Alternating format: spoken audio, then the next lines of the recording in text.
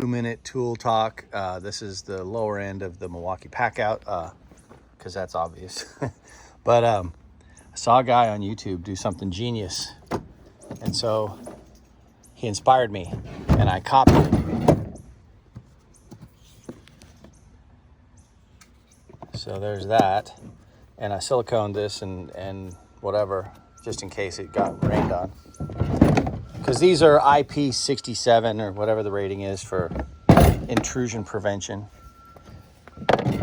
And I did that.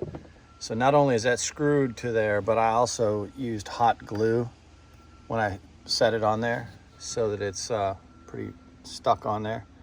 And then dressed the cables in, got a little stress relief. And so what happens is I can charge batteries and close the lid. So it's kind of cool because these holes right here, well, they're over there too. They line up perfect. So when you sink screws in, they line up with the base. It's almost like Milwaukee wanted this to be done. They just didn't do it. Or they leave it for people to have a little DIY fun. But this works great. I only lose that much space in the top on that side. So go do it.